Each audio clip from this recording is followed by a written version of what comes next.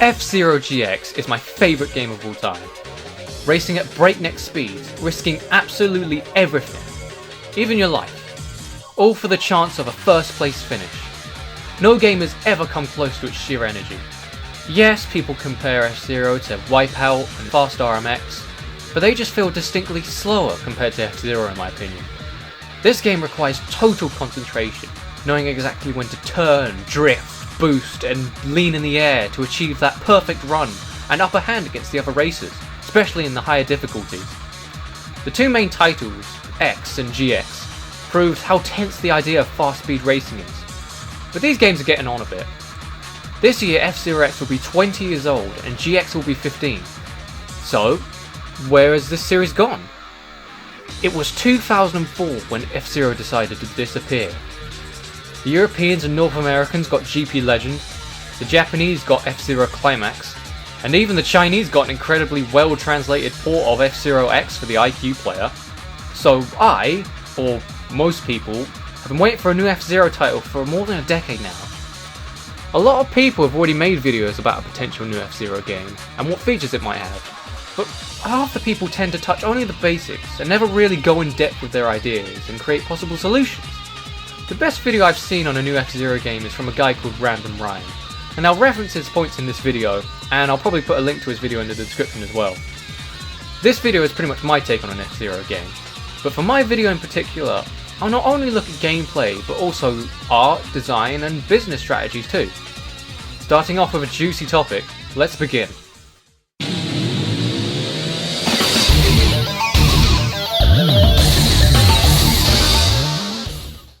The story mode in GX is remembered pretty well for its difficulty, but that's not what I'm going to be focusing on this part of this video. I'm focusing specifically on the story of F-Zero. Most people tend to not talk about the story because, well, they think it may be cheesy, badly voice acted, silly, etc. And it is understandable in some parts. Yes, the arms flail around for no reason. I don't really know what Black Shadow is doing here. And Michael Chain sounds too much like a white 4Kids antagonist rather than what I expected when I first heard his voice. Hood boy from South Central. But alas, someone would have found that racist. Especially now, in the years of the politically correct. But then, that brings up the other question. How the hell did they get away with Daisengen? We are Daisengen! Pull up together! We can do anything! Also, what kind of reaction is this? Samurai Goro! Nobody says, huh? That loudly. Anyways, is all hope lost for a good F-Zero story? Absolutely not. Did nobody touch the story in GP Legend? It wasn't really the story that got me, but it was how it was narratively structured. In the story mode, you get to control 8 characters, each with their different stories. Through the 5/6 missions they have, they'll interact with other characters in the game, overlapping their stories and affecting them in different ways, and creating different endings. The narrative is pretty unique, even for today's standards. The only real overlapping narrative I've seen recently is Dunkirk. And yes, people are probably going to say, oh, video games and films are different in different ways, but no, not really. Because for a story, the only real difference there is just video game stories can be just a bit longer. My point is, even if a story is basic, sometimes narrative structure or narrative twists can help make it interesting. Unexpected plot reversals, and recognitions that help keep the viewer engaged. GP Legend's structure is amazing, and should be noted for use in future titles. However, for me, I would like to see multiple characters focus on one story rather than their own. For example, let's say that the F-Zero Grand Prix is at risk as several parts of racers' machines get stolen, resulting in crashes and dodgy driving, for not only the other racers, but for the character you're playing as. The good guys, including Goro, who probably wants to beat Captain Falcon to the glory, investigate the conspiracy and find out that Black Shadow is using the parts to build machines for his new minions, which happen to be the 14 resurrected pilots who died in the fiery incident in the F-Zero X era. With the combined strength of now 16 professional racers, Black Shadow tries to take over the world. How? I don't know. Using F-Zero prize money to fund development for a WMD that will take out star systems? You know, something over the top to keep that kind of F-Zero cheesiness vibe. And obviously it has to include an F-Zero Grand Prix related stuff, otherwise it's not really an F-Zero story. Obviously, while we can play as good guys, you can also play as the bad guys too, and perhaps Zoda, depending on whether he's a minion or Black Shadow or not, who might screw over Black Shadow to fulfill his own plan. And obviously, looking back at the single player in GX and GP Legend, you can see that GX's story mode can be filled with so much variety of missions. It's amazing how much content you can put into this. So yeah, that's my story on a new F-Zero title. Now on to the next topic.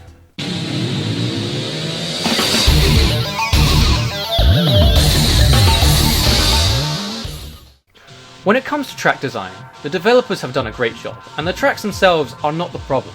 But there is something which I believe can't be allowed in this day and age. Take a GX course from Mute City, Port Town, or Phantom Row. Have you noticed that you're so high above the ground that it's impossible to see any of the location on the ground? Because we're so high up, it gives an idea that we haven't really moved anywhere going from one Mute City track to another.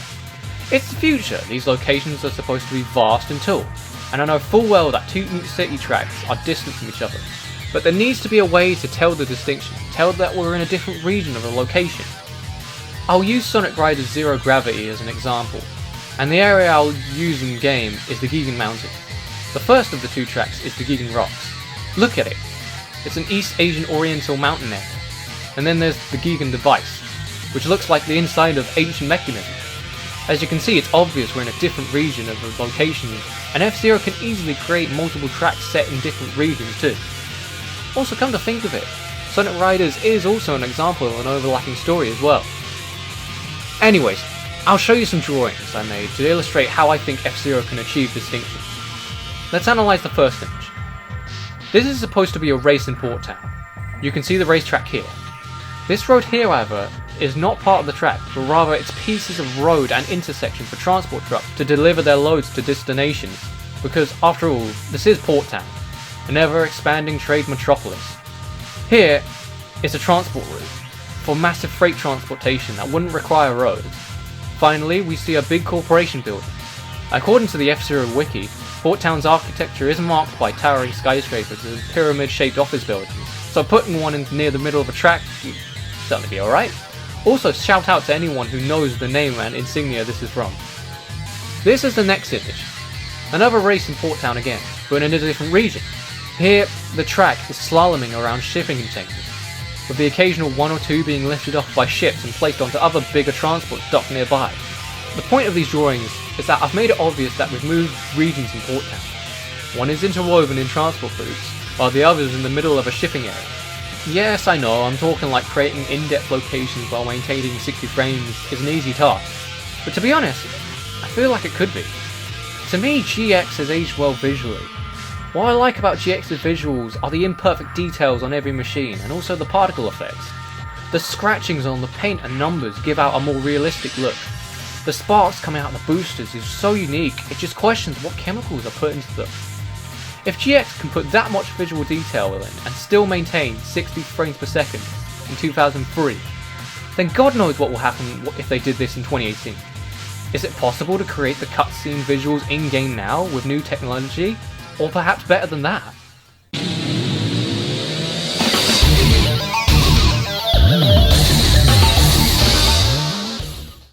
This will be a short topic because I don't think stuff needs changing. RandomRyan said the energy meter should be 2 meters, one for the body and the other for boost, so you'll still be fine if you lose all your boost power. But I'd kinda have to disagree. Sacrificing energy to gain a higher position is crucial to F-Zero. It provides the risk in the series, having to put safety second and speed first, and F-Zero is a risk-taking game.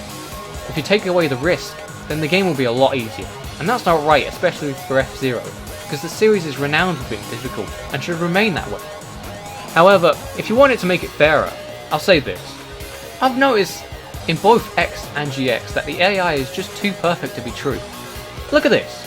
Blood Falcon in his E-Grip machine is taking a slippery turn like it's nothing, while I'm here just sliding my ass off. If the AI would react correspondingly to the machine grades it offered, it would make weaknesses in the AI and make it slightly fairer for the player. The gameplay itself should remain the same. As Merc Music said before while looking at the Call of Duty series, I don't think we need change unless something is marginally wrong. And to me this applies to F-Zero. I honestly don't think anything is marginally wrong, except for this fact. I'm sorry, but I have a distinct hatred for Dr. Clash throughout the series. For a heavy machine in GX, he just isn't fast enough. For GP Legend, if you don't know how to handle E-grip machine, his handling is complete shit. And for X, oh, he's okay. While he's considered third best machine in X by many, to me he's adequate, but then again, I never got used to X's drifting, and I won a GX Masterclass race with him anyway, so I'll let him off, but I still hate him. Moving on, Merc then stated after playing COD Online, it didn't need change, it just needed more content. And again, I would apply this to F-Zero. Don't change things, just add more content. But for gameplay wise, if you really wanted to change things or add more content, you could always add more hazards. I'm thinking of environmental hazards. For example, in Sand Ocean, if you have sand on the track, and when someone races through that sand, then anyone behind them will get sand on their screen, making it harder to see stuff. Or maybe in the lightning area, lightning hits the track, and if, for some luck, your machine gets struck by lightning, your HUD will disappear, your screen will get really fuzzy, and maybe one core mechanic is randomly disabled for a short time. Such as your ability to boost, restore energy, or your ability to do side and spin attacks.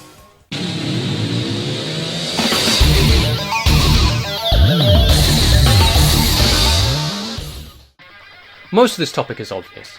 Bring the track editor to the Western world, and give us the machine editor. But let's not stop there, as there are certain editor preferences I'd like to point out. There's two machine editors that exist, X's Expansion Kit editor, and GX's editor. You'd assume that GX is newer, it would be better and have more features, right? Wrong. While I think GX's editor is good, X does a few things better. Firstly, what X does better is visual appeal. Looking at the limited options available, when you look at the parts you've selected to build your machine, the parts blend in so well. This looks like a legit F-Zero X machine. If someone has never seen the F-Zero series before and I show them X and replace a pilot's original machine with a custom one, and said, that's their machine, I think they'd believe me, because that actually looks legit. It's worse in GX because on the body you can see the areas where parts attach, which means parts don't blend in together like X, and the cockpit and boosters look like add-ons and attachments rather than being truly part of the machine. The next thing X does better is grading. In X you create the machine and choose grades afterwards, but in GX the parts affect the grades. So if you're making a custom speedrun machine with all A grade factors, what you'll lose in the process is your craftsmanship skills. Seriously though, what is this? If you came up against Samurai Goro and he looked at your machine, he'd be like, what's great is that X's grading system is fair, meaning you won't get AAA graders, and get something more similar to the other races. RandomRyan suggested a mathematical scoring system for determining which grade you deserve, and this is completely agreeable. It is a pretty simple solution, but I would say this. Since X's system already makes a fair system, would it be possible to believe that something like a scoring system was already in place at the time? GX introduced a new factor into the game, extra stats. They introduced body, acceleration, top speed, and cornering. The stats themselves seem to change depending on other factors. The most common factor noted is weight. Heavier machines tended to have greater top speeds, but weak cornering. But it wasn't guaranteed because there were exceptions, such as the fat-ass Crazy Bear, whereas lighter machines focused on slow speed for greater acceleration and cornering. If I had to change anything from these stats, it would be to get rid of the body stat, because why? We have a body grade. I don't think there's any need to go into details. But what would I replace it with? Ryan gave examples of boost duration and in reverse. I definitely wouldn't choose in reverse because no racer does that, except for anyone who glitches in X. Boost duration I was against at first, because apparently that's part of the group boost grade anyway, but I don't know if anyone knows it, and it is an interesting stat to know, so maybe I'd add it in. Ryan also talked about altering the stats. While I think this is possible, I certainly wouldn't allow the player to change stuff so freely, and I think I might have found a solution to restrict adjustments. Looking at the machine grades, there's examples of grade ABE, ABD, and even ABC. If the mathematical point system is in place, certainly that would mean that the first two machines didn't use the maximum amount of points. So what if we can use these unused points for something else? Maybe unused points would convert into usable points for your stats. One unused point equaling 23 points to adjust stats. Picking a machine's name should be custom too, but again, it shouldn't be adjusted so freely. Giving a 10-year-old a keyboard to name his machine whatever he wants is too much power. He'll most likely call his machine your mum's sex toy or something. I'm thinking having a list of adjectives, a list of nouns, and that extra text if you want it, and let the player select one from these lists, because with this, the names are controlled and more reasonable. I'm saying this because letting the game choose a name in GX wasn't really a good idea here, looking at it back, because sometimes it wasn't great. For example, I made some sort of crab-looking machine with a good boost, but according to the game, it's cancer! Never has a game shat on my craftsmanship as much as GX, but this is funny, so I'll let it off. Plus, if you can't find Drake in Fortnite, then build him yourself. Yeah, I can actually make Rave Drake. Also, Ryan suggested the idea of creating an avatar as well. I think this would be a great idea, but Nintendo could easily adopt the lazy way out and just use me. And this is bad, because compared to the complex and diverse characters, your me will stick out like a sore thumb rammed up an ass! There is hope. Kinect Sports characters started off as avatars, but Kinect Sports rivals introduced new avatars through facial recognition, so maybe there is some hope. You might be able to create some wacky characters if implemented, such as the Japanese Black Man, Samurai Goro! Nigga! The track editor is a wish for the Western world. The fact that the Japanese got 2 editors is annoying. Nowadays you wouldn't get nation-exclusive content or stupidly early release dates. Unless a game has relations to the Yakuza series, then screw the whole world. So, if a track editor were to exist, everyone should have it, or nobody at all. From what I've seen, the editor could make complex tracks, which is good, but for a new release, I think they could make the interface and creating process a bit more fun. I feel like creating a top-down version of the track and then making loop-de-loops look time-consuming. I think making loop-de-loops on the go would be better and quicker, something that gives the player free control. The only game I know that gives a decent amount of freedom when making a track of some sort is this really rare Japanese game called Roller Coaster World. Here you can literally go in any direction you want, as long as you had enough track, and nobody would care. Thrillville Off the Rails sort of does this for their roller coasters and racetracks, but the loops are presets, and the tracks can't do loops. While these are roller coaster editors, I feel like this type of interface would work well with zero gravity races.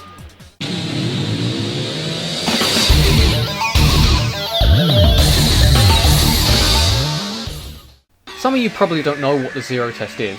It was an exclusive challenge mode for GP Legend. While it's not essential to add it, I've added this in this video for important reasons. Firstly, the sense of challenge.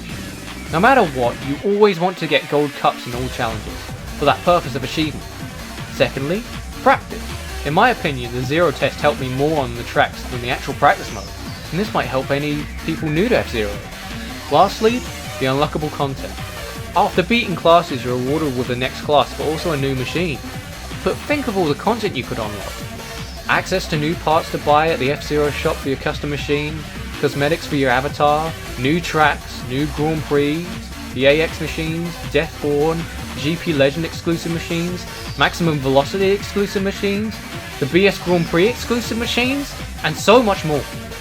Plus, the more unlockable content you put in, the more likely people will actually play the entire game, and not just stick to one mode like most people on COD.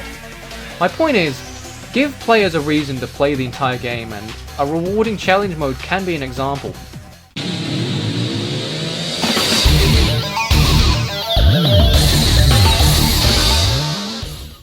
Okay. In my honest opinion, the best business tactic this game needs to implement is microtransactions. You shitting me? Okay, I'm kidding. But there are things that would help bring F-Zero back into the racing market. For example, I don't know if anyone realised, but on the back of the F-Zero GX game casing, it promotes the use of Logitech.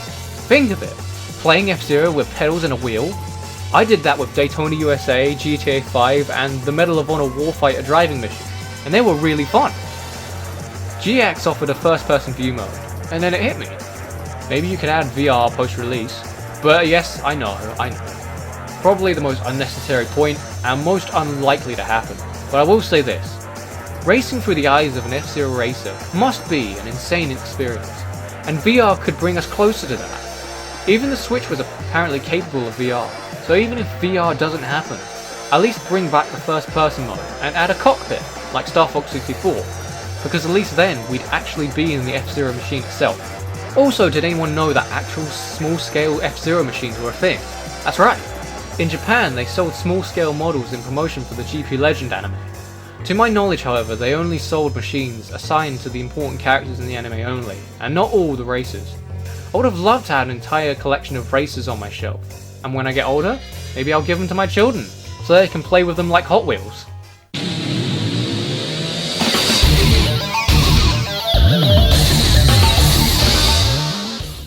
Multiplayer is probably the most popular topic to tackle. Everyone wants 30-player online racing. Simple. Ryan was worried about connection issues, but I think there is possible solutions. You could do what For Honor does and just add AI bots, because at least then, even if you don't have the maximum amount of players, you can still get into a lobby even if it's like 15 racers, and just add the rest using bots. But for the love of God, do what For Honor couldn't do and have actual good servers at launch. A problem I'm worried about are the exploits.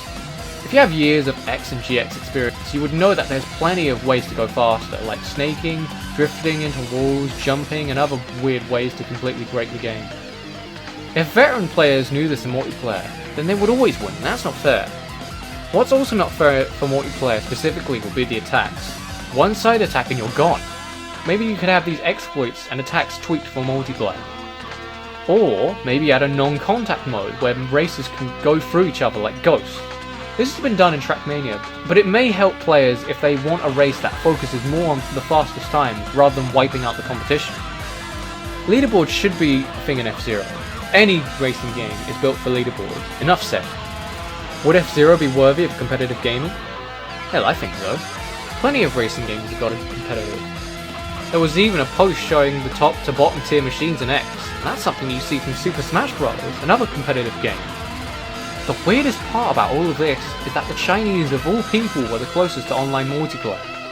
The F-Zero wiki shocked me by saying it was, but then other sites said it never happened. But they were planning it, and that's a fact.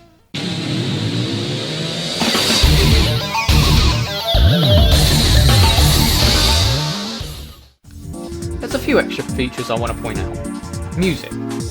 X's rock, or GX's rock techno hybrid. Now I'd go for GX's style of music, but it would be nice to choose between styles. GX did this with Big Blue and Mute City, and people have made rock versions of F-Zero soundtracks while the series went MIA. Listen to this.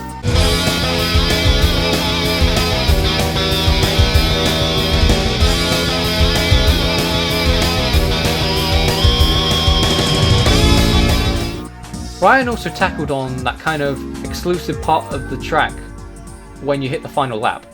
Now he suggested that when you hit the final lap, the soundtrack should depend on what position you are in the race. Now, I'd say it doesn't seem like a bad idea. I guess do what you want, but I'll say this: if you go from last place all the way to first place, would the soundtrack change halfway through, or would you still have that?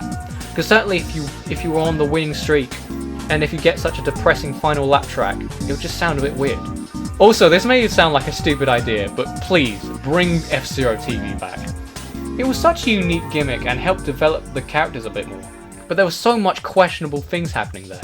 For example, if the interviewer's average height is Black Shadow 8 foot tall.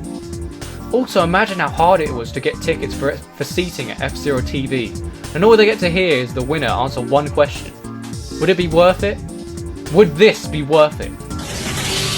Listen to that crowd. Do you have anything to say to them? Yeah! Thanks for your words of enthusiasm, champion. This has been a Speed Crazy Dream Extravaganza episode of F-Zero TV. That's it, everyone. We'll see you at the next Grand Prix. Also, them GX lyrics though.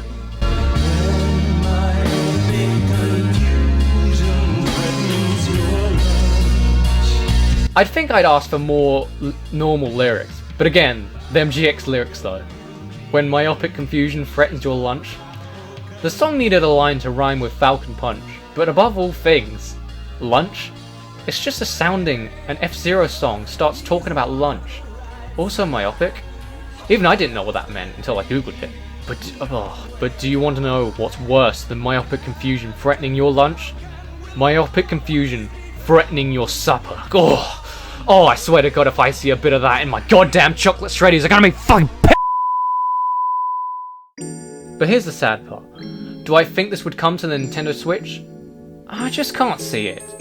In an interview segment with Smosh Games, Shigeru Miyamoto stated a new installment in the franchise could be possible if Nintendo were to develop a unique controller interface for one of their upcoming consoles that would be suited for a new game. I just don't see the Switch being that controller. Putting the Joy-Cons on the screen wouldn't give you that grip of previous controllers that offer a better grip like a steering wheel. Tilt controls would be terrible as the screen would tilt too. Joy-Cons off the screen wouldn't be great either. The controls should be compact into a solid, stable space, so waving the Joy-Cons around in excitement or rage would render the high-speed driving uncomfortable. If a new game were to happen, there would need to be some sort of attachment to join the Joy-Cons on so you can grip the controller nicely and use both regular and tilt controls of ease. But I don't see it being visually appealing. Nintendo are experimenting with the Switch already with Labo, creating practical and immersive ways to play. But then here comes the counterpoint, which might be controversial. I swear gamers nowadays are just lazy. They don't want new accessories because they think it's overpriced junk. They don't want motion controllers because only 1 in a million people, including myself, can get them to quote-unquote work. And they don't want to invest in new tech because either A, it's expensive, or B, because they want to wait for the perfect experience. Only the rich and adventurous try new things. But this is Nintendo and they just do random stuff regardless of what the customer wants. Another problem is that F-Zero never sold great. X sold 1.1 million copies, while new titles on the Nintendo 64 like 1080 Snowboarding and Wave Race 64 sold 2.03 million and 2.94 million copies respectively. GX sold 0.65 million copies, while Wave Race Blue Storm sold only 0.6 million copies.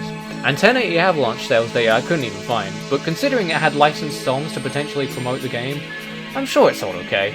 But even if you do the math, F-Zero still doesn't hold up sales-wise, and this proves that sequels, whether they're good or not, can't guarantee good sales, even if the prequel is well known, and did sell okay.